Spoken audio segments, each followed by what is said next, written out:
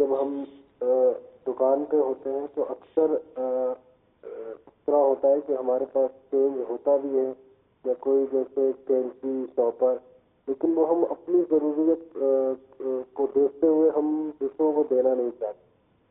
تو ایسے موقعوں پر اگر یہ کہہ دینا کہ نہیں ہے تو یہ جھوٹ میں آئے گا یا جھوٹ میں نہیں آئے گا؟ مثال کے طور پر اگر یہ کہتا ہے کہ میں دے نہیں پاؤں گا، جی میں دے نہیں پاؤں گا، ٹھیک ہے، تو اس میں کوئی جھوٹ تو نہیں پایا گیا؟ اس میں جھوٹ تو نہیں پائے گا. ٹھیک ہے نا. تو یار آپ کو مل نہیں سکے گا یہ، ٹھیک ہے، تو کوئی ایسا جملہ بولے جس میں جھوٹ بھی نہ ہو اور سامنے والا بھی ٹل جائے. ٹھیک ہے.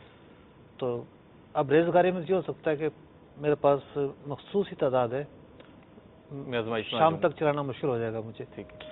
تو یوں ہے، بعض اوقات ایسا بھی تو ہوتا ہوگا نا کہ اس ریزگاری سے جان چھڑانا اس کے لیے مشکل ہو رہا ہوگا، جی زیادہ ہوتی ہے. ٹھیک.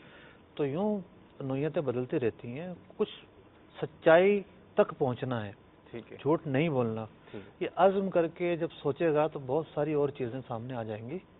اچھا مفتی، اس میں میں یہاں پہ چاہوں گا آپ مدنی پھول دے دیں کہ جو مانگنے والے افراد ہوتے ہیں نا، ان کا ایک طبقہ ایسا ہوتا ہے یہ خود اپنے پاس چیزیں نہیں رکھتے ضرورت کی، اپنے پاس چیزیں رکھتے نہیں، انہیں پتہ ہے میں اس سے لے لوں گا اس سے لے لوں گا، اور اس سے اور اس سے جب لیتے ہیں تو یہ اس کی مطلب حفاظت بھی نہیں کرتے، واپس پہنچانے کے بیچارہ وہ خود ہی لینے آئے گا کہ حضرت آپ وہ فلان چیز لے آئے تھے وہ دے دیجیے. تو ان کے بارے میں بھی کچھ مدنی پھول دے دیں تو. اب مدنی پھول تو ان کو کیا دیں جب اسی دکان کی کوئی چیز نہیں ملے گی اسے، جی تو اس کو خود احساس ہوگا کہ اس چیز کے نہ ملنے سے کیا مشکل ہوتی ہے. ٹھیک. احساس سے ذمہ داری ہوتی ہے.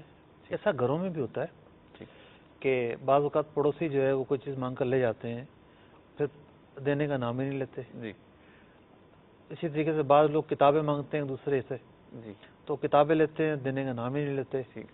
تو مختلف طبقات میں اس طرح کا رجحان ہے لین اور دین میں. اصل چیز ہے احساس ذمہ داری، دوسرے کی تکلیف کا احساس کرنا کہ اس کیفیت میں دوسرا کس حالت میں ہوگا. یہ احساس پیدا ہو جائے نا تو ہم حقوق تلفی سے بچ جائیں.